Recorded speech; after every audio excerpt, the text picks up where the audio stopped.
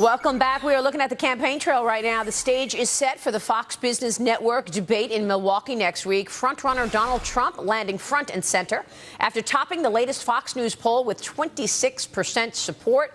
The stage has changed a bit in the 9 p.m. and the 7 p.m. debate. Joining us right now on the telephone is Republican presidential candidate Donald Trump. Donald, thanks very much for joining us. Good, Maria. Nice to be with you. So let me get your reaction to these changes that we've seen. Obviously, Governor Huckabee, Chris Christie, out of the 9 p.m. debate, moving down. Lindsey Graham completely out, as is Governor Pataki.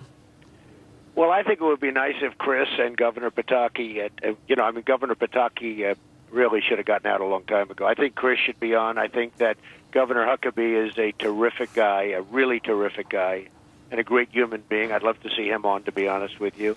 I guess you have it down to 8 this time, which is a positive because it was too many people, and yet those two people are excellent people. I'd like to see them on the main stage. Yeah, it's a lot of people, you're right. And going into this debate next week, you look at your plan in terms of the economic growth story and your colleagues up there. It's similar, Donald, isn't it? I mean, you all feel that regulation needs to be reined in. You all feel that the tax code is convoluted and needs to be changed. How do you distinguish yourself when basically for ideologies, you all basically have the same ideas? Well, they're similar ideas, but there are a lot of differences on health care. There are a lot of differences on some of the social issues. There are a lot of differences, certainly at the border. If you look at the border, I'm very strong on the border. I'm going to build a wall. Mexico's going to pay for the wall, which will be very easy, actually. A lot of people say no, but you look at our deficits with Mexico. You look at our trade imbalances with Mexico. You look at the kind of money we give Mexico every year. We give them tremendous amounts of money. So they will pay for the wall. You know me well enough. You know I'll pull that off, okay? They will pay for the wall. But there are a lot of differences on the border. There are a lot of differences on immigration. Somebody like Marco Rubio is very, very, very weak on immigration, and he was a member of the Gang of Eight, and he's in favor of amnesty. So you have a lot of people feeling differently on that subject. Ben Carson is very weak on immigration, and he's also in favor of amnesty. Ben Carson wants to get rid of Medicare. Now, Medicare is a program that actually works, and you get rid of the fraud, waste, abuse, etc. But Medicare actually works, and he wants to eliminate and abolish Medicare. So, you have a lot of differences, but not probably as much as you would have maybe with the Democrats. Right. Let me ask you about immigration, because obviously you've been talking about this wall that you're going to get Mexico to pay for a long time, since the beginning of the campaign, and immigration is a major issue. What are you going to do, though, with the 12 million illegals who are already in this country? Well, you mentioned the word. They're illegals, and they're going to go out, and they're going to come back in legally if they're good, and a lot of the people, look, the gangs in Los Angeles, the gangs in Chicago, we have tremendous problems with illegals coming into the country, and tremendous problems. You go to Baltimore, you see what's going on in Baltimore with the illegals.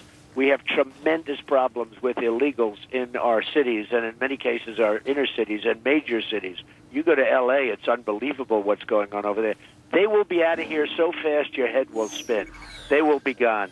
As far as others are concerned... So you can just send them all back? I mean, how easy is that, to just send them all back? We're going to work a plan. Do you know that in the early 1950s, Dwight Eisenhower had the exact same situation, and he moved out 1.5 million people, and very few people talk about it, and it was a tough situation, but what he did is he did it. And, I like Ike.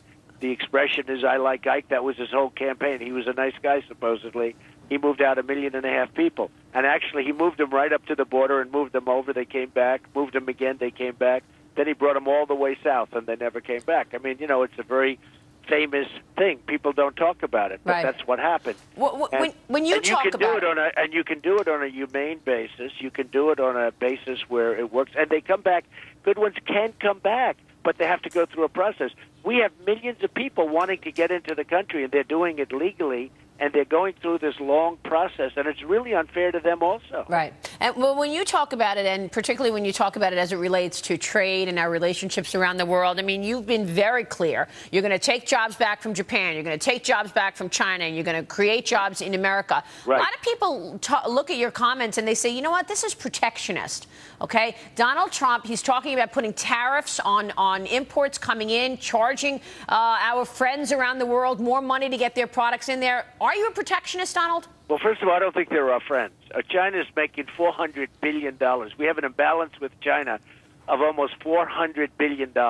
This has been going on for years. They've taken our jobs. They've taken our base. They've taken our manufacturing. They've taken our money. We owe them right now $1.5 trillion, which is sort of a trick. That's pretty good. They take our business and we owe them money. But here's the story. I believe in free trade, totally, more than anybody. But it's got to be smart trade, and it's got to be fair trade. It can't be where we can't do business in China, but they can do business with us. And that's the way it is right now. We can't do business in China. When Boeing orders their last order of planes, they have to build factories. They have to build plants in China. We can't do business there. I have friends that are manufacturers. They can't get their product, Maria, into China. They can't get it in. Right. When they do, they're taxed to the hilt. I could give you numbers, but I can't even believe them that they're so high. They call them tariffs, not taxes, okay? Yeah. But Maria, here's the thing. We get all of this Chinese product, no tax, no nothing. They dump it all over the place, and I'm saying that's all fine. But when we want to do business there, we can't. We have an imbalance of almost $400 billion a year. That's been going on for years. Japan, with the cars, they send their cars to us.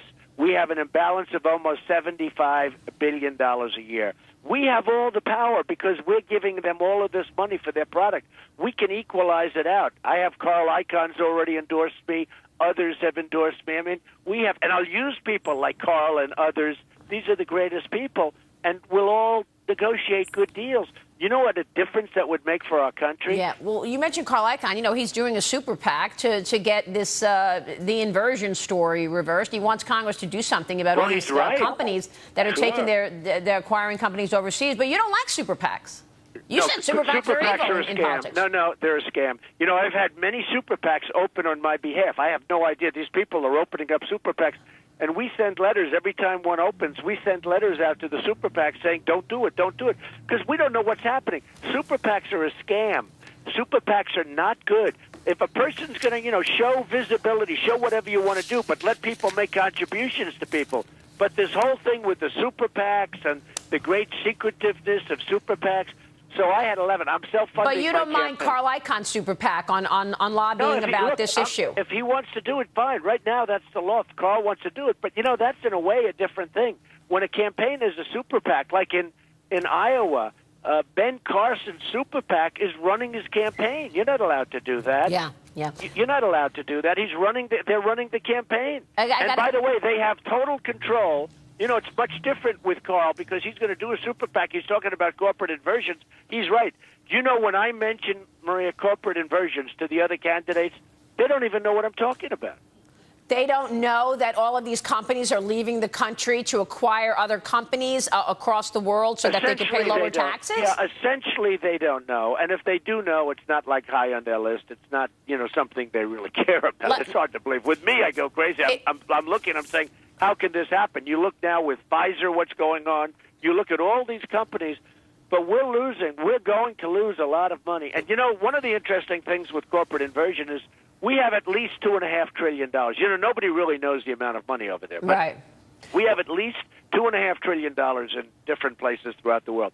The Democrats and the Republicans agree that this is a good thing to bring it back. Okay, everybody, they've agreed for 3 years, Maria. They can't make a deal. Right. It's unbelievable that we haven't been able to see tax reform. You're right about that. I totally agree. Yeah, I haven't found one person that disagrees, Democrat or Republican. I get along with everybody. Well, let me tell you this. I asked Tim Geithner about this a couple of years ago. He said, we absolutely cannot change this because we're going to leave too much money on the table. That's what he said to me. Well, we have to lower the tax, and we have to simplify the process because, when people want to bring money in, they have to go through such bureaucracy and the tax. It's the tax, but it's not just the tax. It's the paperwork is unbelievable, the bureaucracy.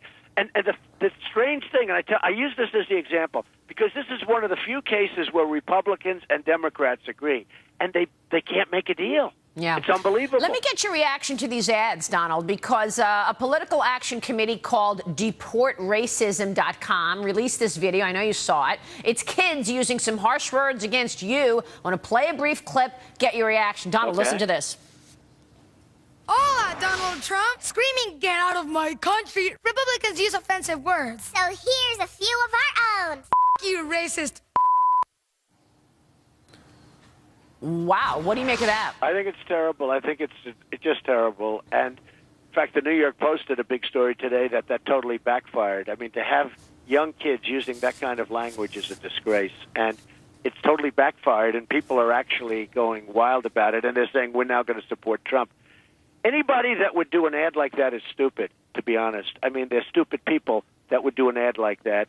And it has backfired. And, you know, I'm winning the Hispanic. I'll tell you what, in Nevada, they just did a poll where I'm by far in first place with the Hispanics. I'm doing great with the Hispanics. I'm going to win the Hispanics because they know I'm going to bring back jobs from lots of places, including India and China and lots of places that are taking our jobs. But how are you going to do it? Can you get specific in terms of how are you going to get those jobs back? Yeah, but I have been very specific. Look, we have to change our tax code. We have the highest taxes. We're the highest taxed nation in the world. Right, corporate taxes, absolutely. Right, and business is being forced to go out of the United States. I'm seeing the people that we have. I'm all over the country. We have amazing people as workers. We have amazing people. They're not getting jobs. You know, we have a lot of people now on part-time jobs because of Obamacare, you know, where you put them down because of the 28 rule. You put them down, and the Obamacare is a disaster for people. I met people that have the same job for 30 years. They're proud of their company. They love their company, and the boss just made them part-time workers. So what's your alternative, Donald, to Obamacare? I mean, that's another thing. A lot of your colleagues also hate Obamacare, but what's the alternative? Do you have a plan? I'll tell you what. Yeah, it's going to be private. We're going to get rid of the boundaries. We're going to get rid of the boundaries around each state. You know, I read a case today where, I don't know if you saw it, it was in one of the papers, I think the New York Times, where a person going to the Sloan Kettering, cancer, 250 cancer people, they have cancer. Their insurance company just went bust. It's the only company that would do business with a big hospital, Sloan Kettering in New York. And the people now have lost their insurance company, and the biggest reason is Obamacare. You look at what happened. You have to get rid of the artificial lines. You know, every state has artificial lines around it. So when I bid out in New York, as an example, I have a lot of employees in many different states. I'm always dealing with people from the state. If I want to get somebody from California to bid on my New York insurance, or from Iowa, or from any place, they don't come in. So the insurance, this Obamacare has been unbelievable, by the way, for insurance companies because they basically have monopolies within their own states. They'd rather have that than competing among the 50 states. Yeah, well, certainly so that is the reason terrible. that business is not hiring right now. I continue to hear that from CEOs, managers of businesses. It's just too expensive. And when they do hire, Maria, they go part-time workers. They want part-time workers. So let me ask you how you prepare. You know, your real unemployment number that you report brilliantly every week and every month, but your real unemployment number is probably 25 or 30%, Maria.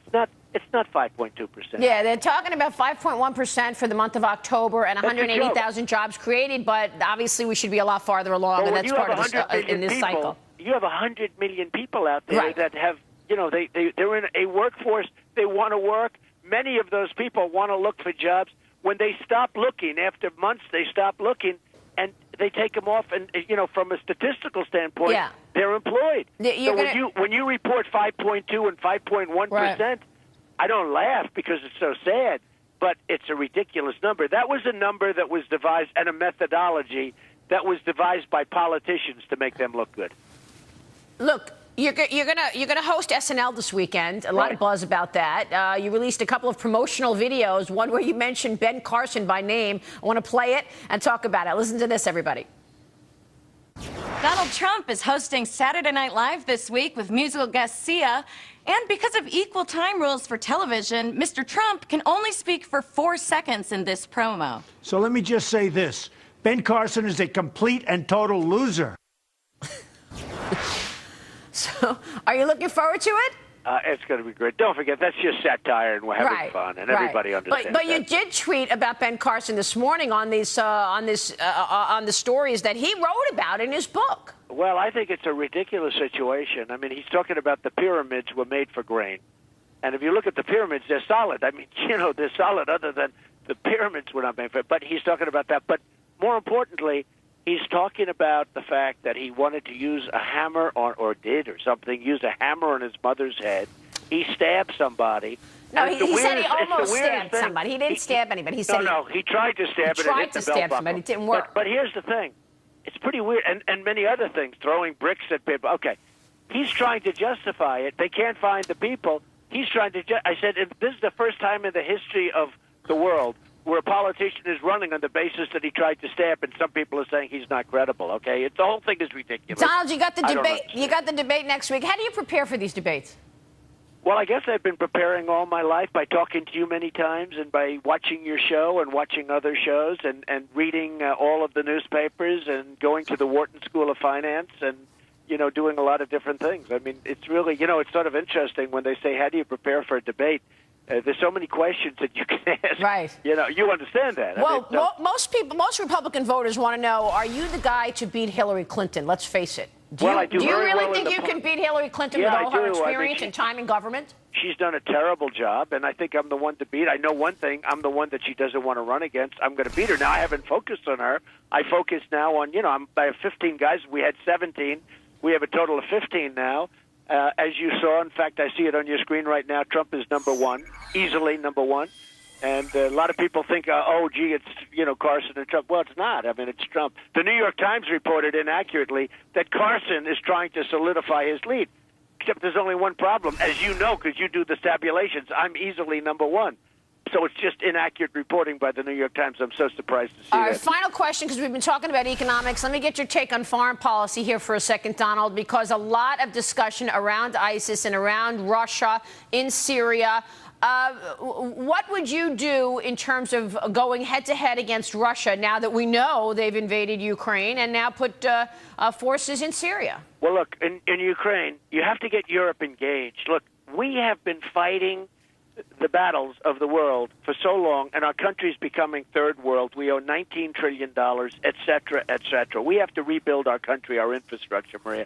Ukraine is a terrible situation, but you know what? Germany is right there. All these countries are right there. Germany is a behemoth in terms of money and economics, et cetera, et cetera. They don't even, we're the ones that are always up front. Why aren't they more volatile? Why aren't they fighting? Why aren't they saying, we want help? Nobody asks us. We get into all of these things. And nobody knows that they've invaded, by the way. That's another thing. But that's on Ukraine. We have to be asked to help. All of those countries that are surrounding it, they're so quiet. They're so silent.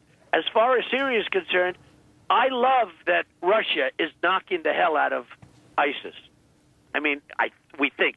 But Russia doesn't want ISIS. You saw what happened to ISIS just put a bomb in a plane, apparently. I know. And it was a Russian plane. So Russia does not want ISIS, and Russia doesn't want ISIS coming into their country. And frankly, the Middle East is a quagmire. Everybody caught, including what was the Soviet Union, when they went into Afghanistan, they became Russia. They went bust, basically, fighting in Afghanistan. So can you cut the defense budget now? No. I'm not saying that. I'm saying if Russia wants to drop bombs on ISIS, I'm all for it. These people that are so foolish, and I am the most militaristic person you've ever had on your show, believe me, okay? And we're going to make our military Why would you strong. say that? Why are you the most militaristic person we've had? I don't understand. We had Lindsey Graham on umpteen times. Lindsey Graham doesn't know what he's doing, okay? This guy, we'll end up in World War III with Lindsey Graham. He doesn't know what he's doing. The guy is...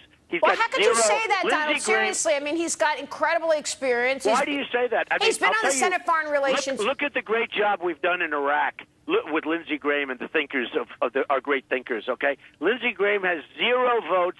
He goes to South Carolina, where he's from. I have 29, and he has 3. Lindsey Graham is totally discredited as far as I'm concerned. All right, so I don't want to interrupt you. You were talking about your response. You were talking about your response and how you're going to deal with all of these new foreign issues that we have, that we're facing. One thing, and new adversaries. You understand me better than a lot because you've known me for a long time. I'm going to get along with a lot of people that we don't get along with now, and I'm going to get along with them from strength, not from weakness. But if Russia wants to bomb ISIS, I say go ahead, congratulations, enjoy yourselves. We are in a quagmire, and we'll get into another quagmire, and I want to do something about ISIS, and big league. But if somebody else wants to do that, now, what we're doing is talking about Assad in Syria, and Russia wants Assad. We're giving all of this money and all these weapons to so-called rebels. We have no idea who they are. Look what happened with Iraq. Look what happened with Libya. We're about to take in 100,000 refugees. Good idea?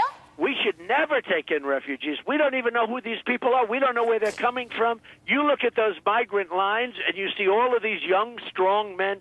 This could be the ultimate. It's probably not, but it could be the ultimate Trojan horse. Unbelievable. Hey, look, we're going to spend billions of dollars on bringing in, I heard a number the other day, the first time, 250,000 people from Syria, that the migrants, and I have a big heart. Yeah. But we can't do it. We just cannot do it. Donald, I do think this. We should do a safe zone in Syria, help out with that, and let all the other countries help out. But this migrant situation, for us to take in 250,000 people, we don't know where they are, is crazy. Well, we got to talk more about that safe zone because that will require troops. That will require safety. We'll talk about it. Donald, I'm going to see you next week in Milwaukee. Thanks so much for joining us. Thank you very much. Donald Trump there on the telephone joining us. The debate is on Tuesday night, November 10th. I hope you'll join us live in Milwaukee. Stay with us on Mornings with Maria. Big show ahead. Jobs number coming out in 40 minutes. Back in a minute.